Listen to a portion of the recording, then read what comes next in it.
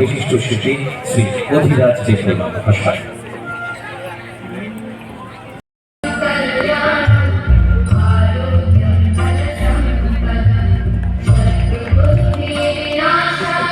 শহর এলাকায় 9,42,00,000 স্ট্রিট ভেন্ডার্সকে এই তুলে দেওয়া হচ্ছে ঋণ। পরবর্তী এই পথ বিক্রেতাদের এই ঋণ प्रदान करा হচ্ছে। और फूलों के गुलदस्ते के साथ स्वागत के बाद अब हम मंच पर आसीन हमारे गणमान्य अतिथिगणों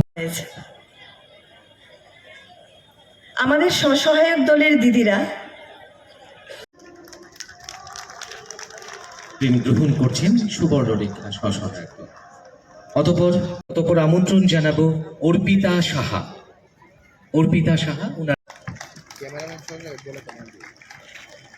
অতঃপর PM স্ট্রিট ভেন্ডার্স আত্মনির্ভর সহায়ক দল।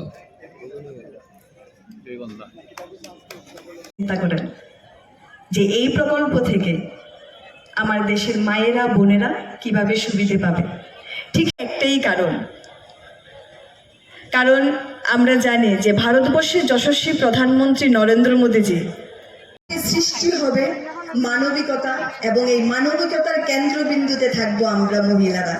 এই আশা রেখে আপনাদের সকলকে আজকে আরো একবার হাতে হাত রেখে অভিনন্দিত করবার জন্য বসবাসকারী 10 থেকে 15 জন মহিলা যারা একত্রিত হয়ে নিজেদের দারিদ্রতা বিমোচনের ব্যবস্থা করে দেওয়ায় মিটেছে 50,000 ঝঞ্ঝাট।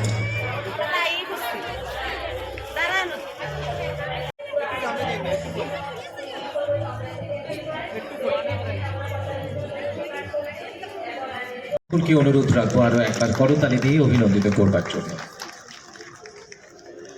এবারে আমন্ত্রণ জানাবো আত্মনির্ভরতার যুগে চলছি আমরা, সে জায়গা থেকে একটি অনুরোধ আরেকবার করব। আমরা মহিলারা যার সহায়তায় দলের আর্থিক অবস্থার উন্নতির পাশাপাশি নিজেদের মধ্যে তোমার সরকারের সময় প্রায় 56,000 SHG গ্রুপের দিদিরা এ সারা রাজ্য জুড়ে কাজ করছেন। সেই জায়গা থেকে আজকে আমি আপনাদের কাছে একটি অনুরোধ করব। সবসময় আমাদের অনুরোধ থাকে আপনাদের কাছে গড়ার জন্য আপনাদের সহযোগিতা প্রয়োজন, এক নেশামুক্ত ত্রিপুরা গড়ার জন্য আপনাদের সহযোগিতা প্রয়োজন। যে এই প্রকল্প যেন আমার রাজ্যে প্রত্যেক ঘরে ঘরে গিয়ে পৌঁছায়, প্রত্যেকটি মা প্রত্যেকটি বোন গর্ব করে বলতে পারে প্রতিদিন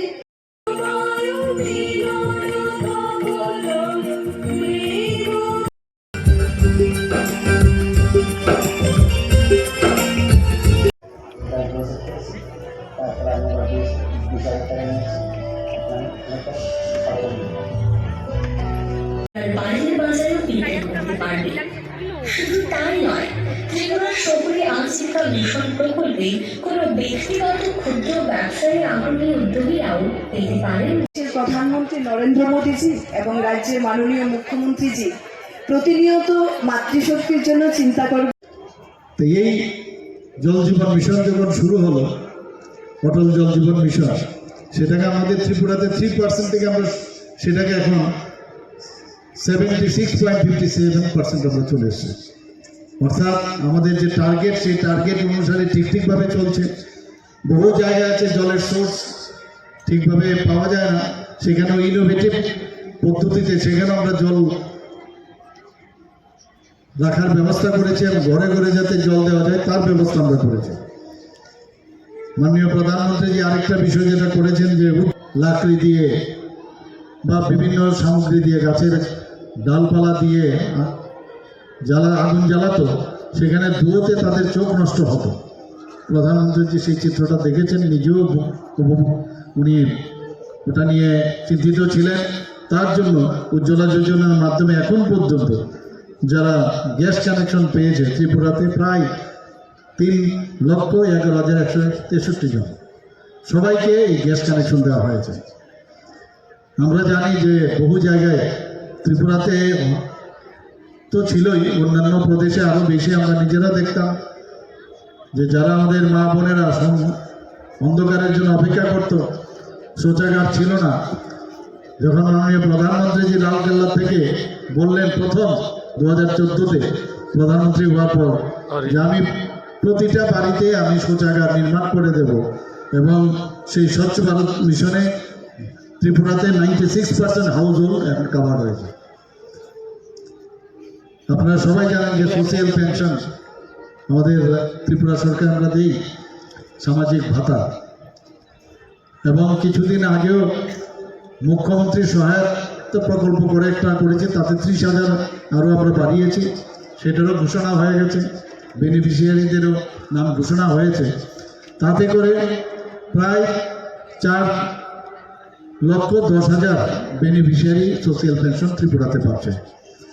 এবং প্রথমে 700 টাকা করে পেত ওরা, 700 থেকে আমাদের সরকার যখন আসলো তখন আমরা সেটাকে 1,000 করলাম।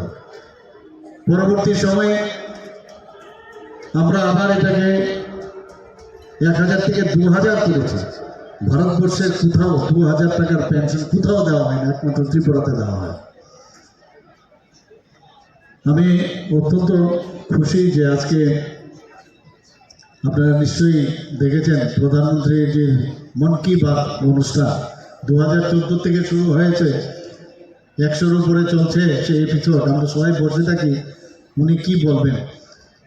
আমরা দেখেছি উনি আজকেও যে দ্রোণ দিদিদের কথা বলেছেন, প্রায় 15,000-এর মতো দ্রোণ দিদি ইনিশিয়ালি শুরু করবেন।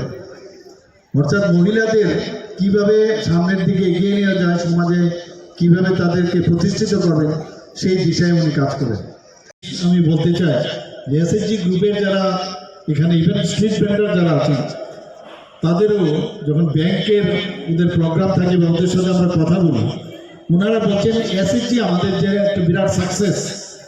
এবং সাধারণত কী হয়, ব্যাংক থেকে লোন নিয়ে অনেকে ঠিক সময়ে কিন্তু লোন পরিশোধ করেন না, কিন্তু এসএসজি গ্রুপে বলে নাই বললেই চলে, তারা কিন্তু ঠিক সময়ে ওনারা লোন পরিশোধ করছেন।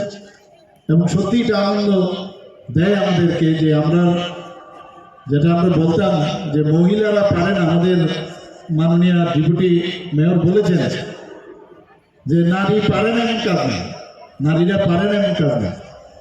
আমরাও চেষ্টা করছি ওনাদেরকে সামনের দিকে এগিয়ে নিয়ে যেতে। 33% রিজার্ভেশন আমরা দিয়েছি চাকরির ক্ষেত্রে। তাছাড়া যেখানে গভর্নমেন্ট স্টল হবে 50% আমরা সেখানে দিচ্ছি তাদেরকে। তাছাড়া যদি কেউ রেজিস্ট্রেশন করতে চান জমির বিষয়ে, সেখানে 1% কম, যদি মহিলাদের নামে জমি ক্রয় হয় তাহলে 1% কম লাগবে তার রেজিস্ট্রেশনের জন্য।